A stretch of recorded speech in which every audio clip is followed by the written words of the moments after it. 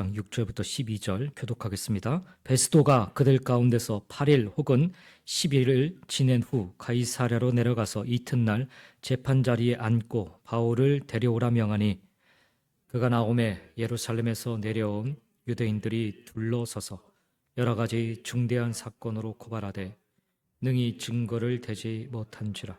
바울이 변명하여 이르되 유대인의 율법이나 성전이나 가이사에게나 내가 도무지 죄를 범하지 아니하였노라 하니 베스도가 유대인의 마음을 얻고자 하여 바울 떨어 묻되 네가 예루살렘에 올라가서 이 사건에 대하여 내 앞에서 신문을 받으려느냐. 바울이 이르되 내가 가이사의 재판 자리 앞에 섰으니 마땅히 거기서 신문을 받을 것이라. 당신도 잘 아시는 바와 같이 내가 유대인들에게 불의를 행한 일이 없나이다. 만일 내가 불의를 행하여 무슨 죽을 죄를 지었으면 죽기를 사양하지 아니할 것이나 만일 이 사람들이 나를 고발하는 것이 다 사실이면 아니면 아무도 나를 그들에게 내줄 수 없나이다. 내가 가이사께 상소하노라 한데. 같이 읽겠습니다. 베스도가 배석자들과 상의하고 이르되 네가 가이사에게 상소하였으니 가이사에게 갈 것이라 하니라. 아멘. 오늘 말씀을 가지고 하나님의 약속과 우리의 책임감이라는 제목으로 말씀을 좀 나누겠습니다. 가이사랴의 총독이 바뀌었지요. 벨릭스가 통치하는 동안 구금되어 재판을 받았던 바울은 어느새 2년이라는 시간이 흘러서 새로운 총독 베스도가 부임하게 됩니다. 이 정치적 변화의 틈을 이용하여서 유대 지도자들은 바울의 재판을 다시금 요구하게 됩니다. 그리고 그들의 요구에 베스도가 재판을 다시금 열었습니다. 예루살렘 유대인들은 2년 전과 변함없이 종교적 그리고 정치적 이유를 들어서 바울을 공격합니다. 새로 부임한 베스도는 유대인의 환심을 사려고 했기 때문에 재판은 일정 부분 불공정하게 진행될 수밖에 없었습니다. 그러나 우리 눈에는 불공정하게 보였을지라도 적어도 이 재판의 흐름은 결코 바울에게 불리하게 흘러가지만은 않았습니다. 왜냐하면 이 재판에는 숨은 재판장, 최고의 권위자이신 하나님이 계셨기 때문입니다. 6절 말씀을 보면 베스도는 예루살렘을 시찰하고 가이사르로 되돌아온 것을 보게 됩니다. 그리고 그는 바로 바울에 대한 재판을 시작합니다. 벨릭스가 이전 총독이었던 벨릭스가 차일피일 미룬 재판을 베스도는 곧장 오자마자 이 재판을 재개합니다. 그와 같은 일을 벌인 이유는, 재판을 곧장 재개한 이유는 유대인들의 마음을 얻기 위한 정치적인 목적이 다분히 담겨져 있었기 때문입니다. 예루살렘의 대제사장들과 산헤드린의 공의회 지도자들을 비롯한 많은 유대인들은 이 기회를 어떻게든 이용하려 했습니다. 그래서 유대인의 종교법과 또 로마의 실정법 모두를 사도 바울을 고소하는 그 고소 사유로 언급을 하게 됩니다.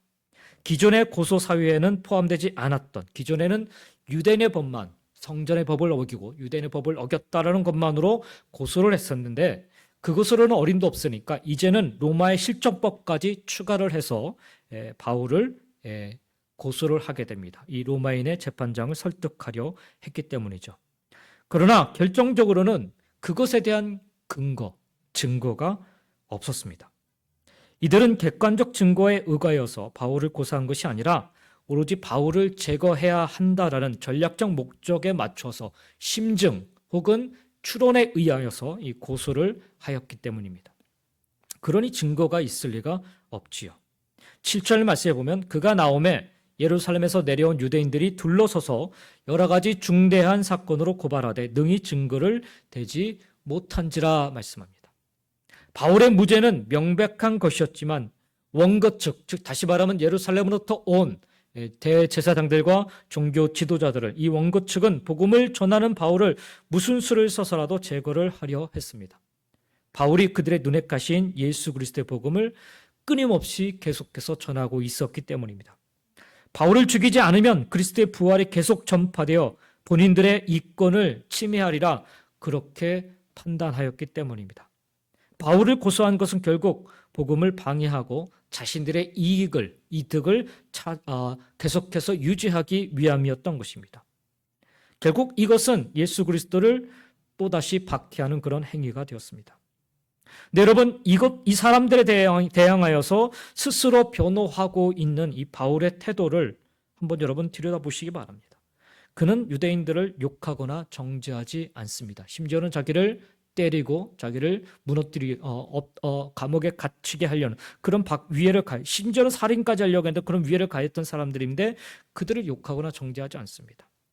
자신의 무죄함만을 역설하고 있을 뿐입니다. 복음의 가치와 그 힘을 알았기 때문에 복음을 회방하는 자기 민족이 언젠가는 이 복음을 받아들이길 간절히 바랬을 것입니다. 그리고 하나님은 이 모든 광경을 다 지켜보고 계셨습니다. 바울은 유대인에게 환심을 사려는 재판장과 없는 죄를 만들어 내어서 바울을 해치려는 유대인들 사이에 그렇게 놓여 있었습니다. 법정에 있는 어느 누구도 사도 바울의 편이 되어주거나 이 사안을 공정하게 바라보지 않고 있는 그런 상황이었습니다.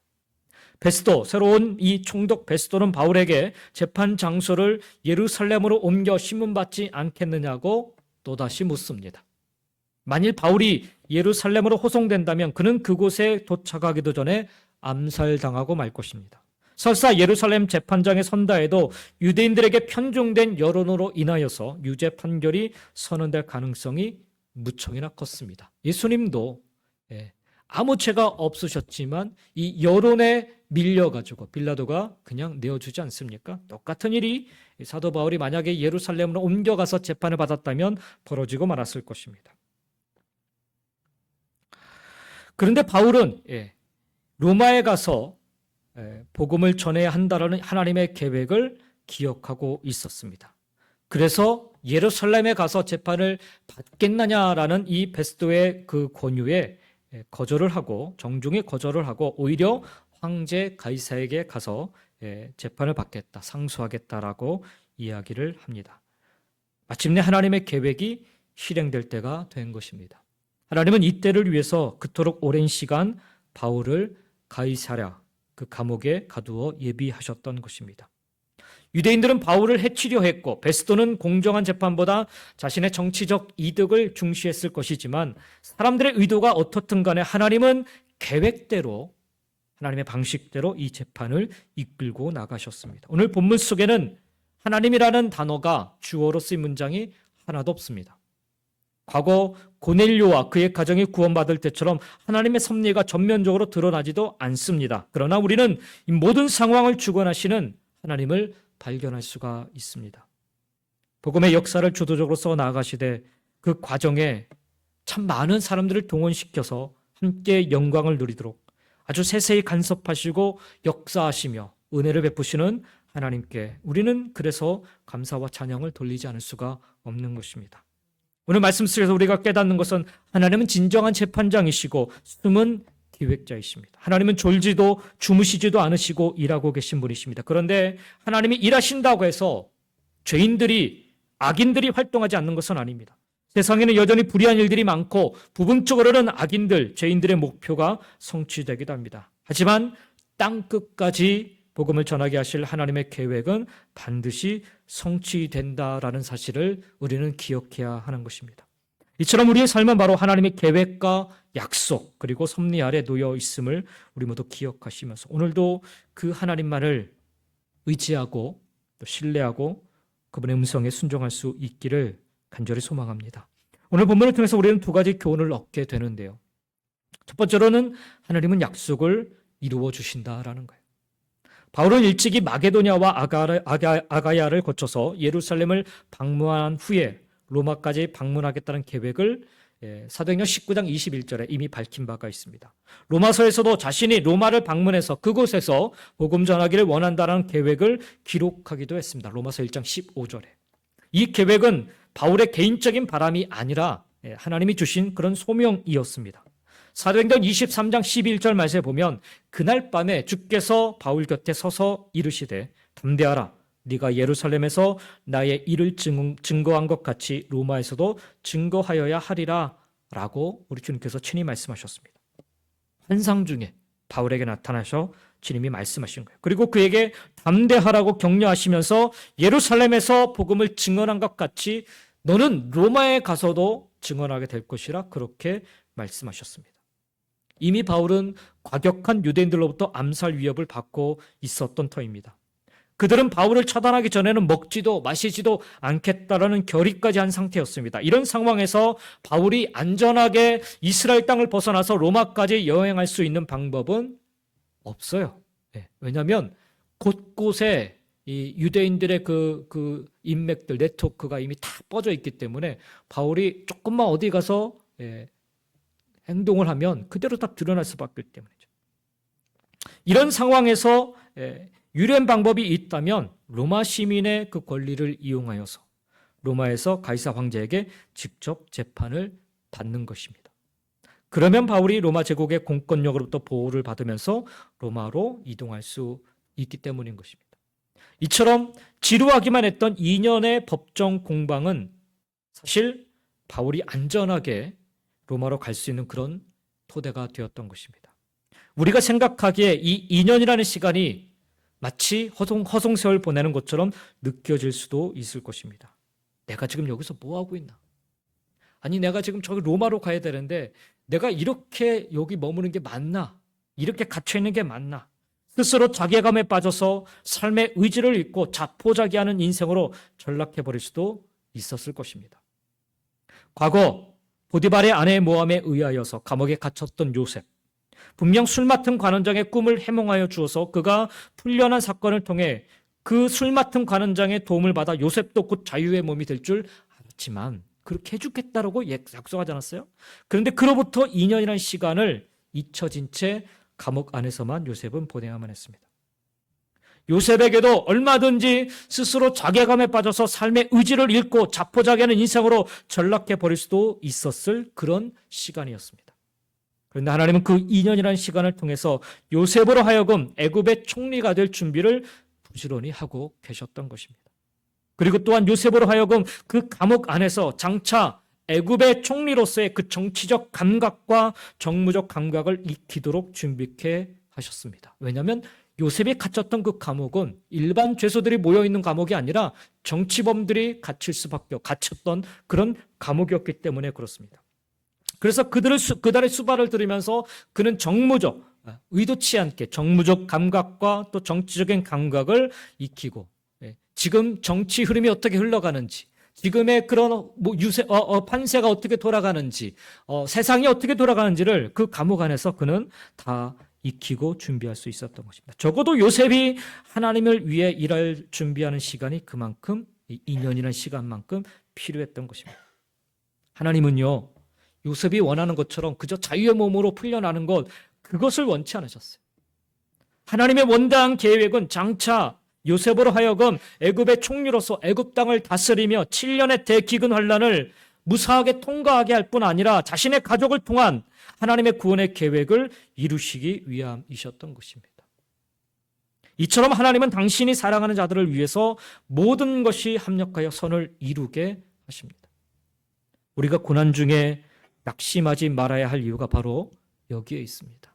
하나님 당신이 하신 약속을 신실하게 성취해 가시는 분이시기 때문입니다.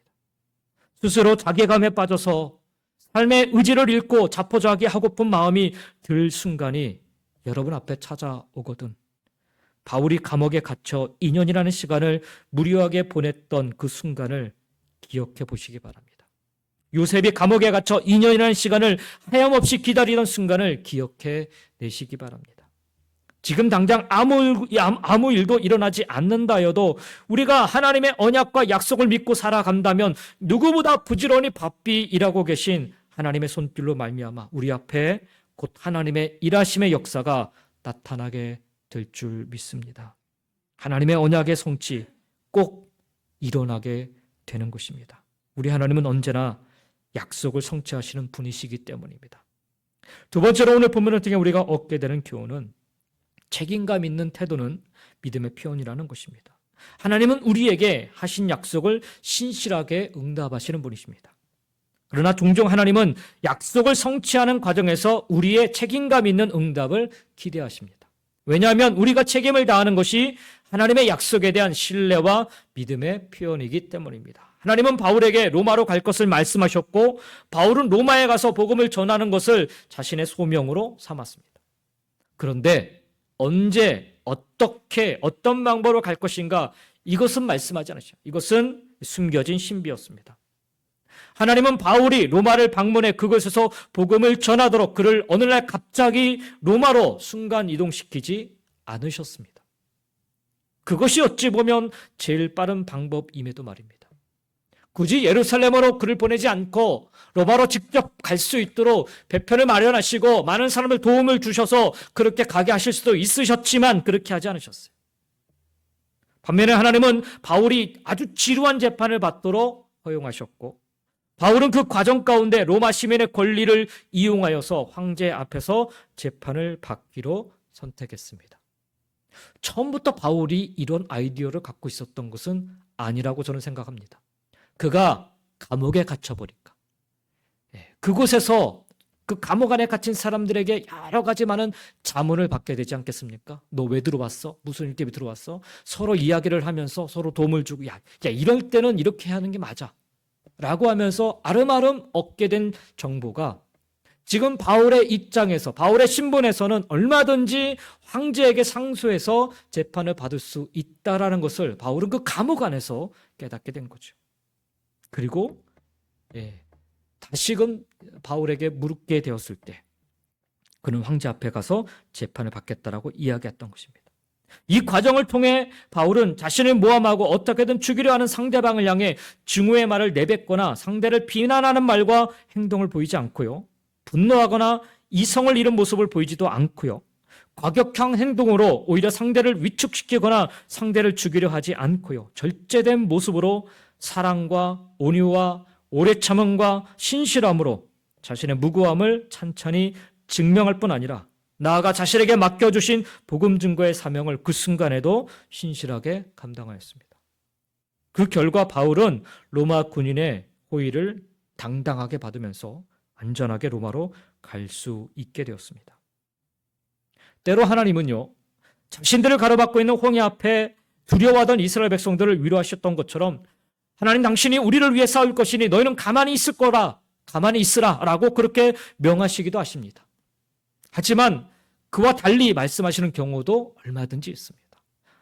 이스라엘 백성들에게 가나안 땅을 기업으로 주시겠다라고 하신 경우가 바로 그와 같은 예입니다. 하나님은 가나안 땅을 정복하고 분배하는 책임을 이스라엘의 지도자인 여호수아에게 맡기셨는데 이 여호수아서 1장 6절의 말씀을 제가 표준 세번역 성경으로 한번 읽어보겠습니다. 굳세고 용감하여라. 내가 이 백성의 조상에게 주기로 맹세한 땅을 이 백성에게 유산으로 물려줄 사람이 바로 너다라고 얘기합니다. 약속으로 주어진 가나안 땅임에도 불구하고 그들은 반드시 광야를 통과해야만 했고요. 요단강을 건너야만 했고 그 약속을 그래서 차지할 수 있었던 것입니다. 약속으로 주어진 가나안 땅임에도 불구하고 그들은 하나님을 향한 신실함을 품고 그들 스스로의 힘으로 정복하여 그 땅을 차지해야만 했습니다. 약속으로 주어진 가나안 땅임에도 불구하고 여호수아는 그 땅을 지혜롭게 각 지파들에게 분배해야만 했으며 각 지파들은 오래 참음과 온유와 절제로 그 땅을 정복해 나감으로 최종적으로 완성되는 그런 약속이었습니다. 이걸 뭘 뜻하느냐? 바로 책임감 있는 태도가 중요하다는 거죠.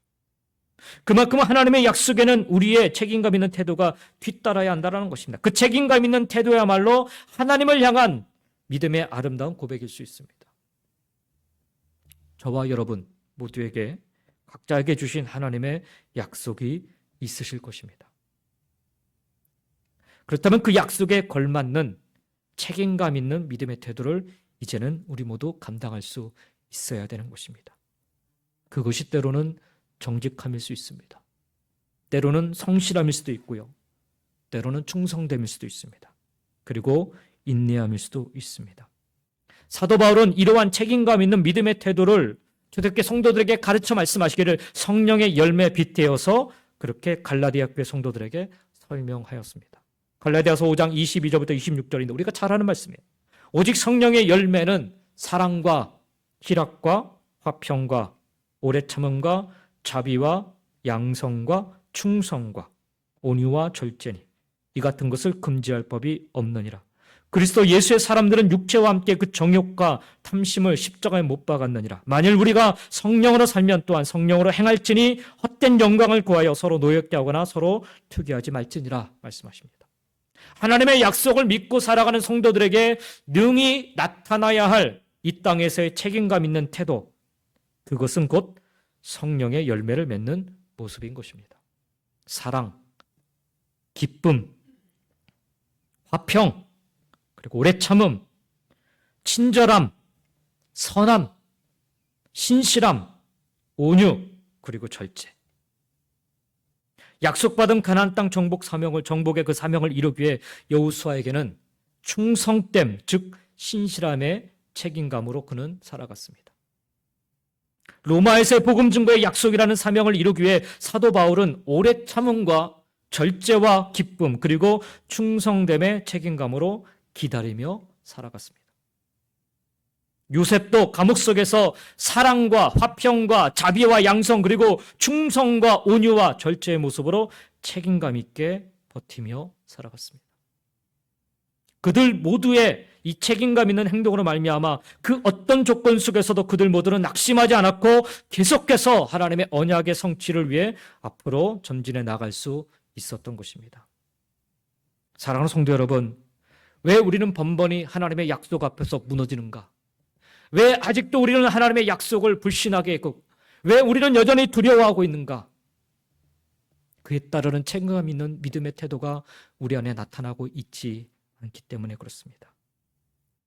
우리도 하나님이 주신 약속을 기억하면서 그 약속을 붙들고 어떤 조건 속에서도 낙심하지 말아야 할 것입니다. 비록 불공평하고 불공정한 상황이 우리 앞에 펼쳐진다 하여도, 내가 도무지 납득하기도 어려운, 이해할 수도 없는 상황이 내 인생 앞에 펼쳐진다 하여도 하나님은 당신의 약속을 오늘 말씀처럼 신신히 이루어 가시는 분이십니다.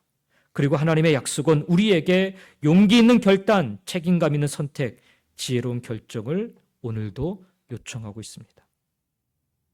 따라서 하나님의 약속을 우리의 삶 속에 이루며 살아가기 위해서는 이제 성령의 인도하심을 따라 성령의 열매를 우리 삶 속에 맺으며 사는 모습이 필요한 것입니다.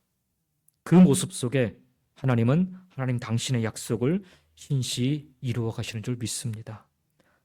하나님의 약속, 사랑하는 성도 여러분, 반드시 우리 삶 속에 이루어질 줄 믿으시고 그 약속, 오늘 우리의 삶 속에 이루어지기를 소망하며 성령의 열매들로 풍성한 충만한 행함 있는 책임감 있는 믿음으로 살아갈 수 있기를 예수님의 이름으로 간절히 축원드립니다. 기도하겠습니다.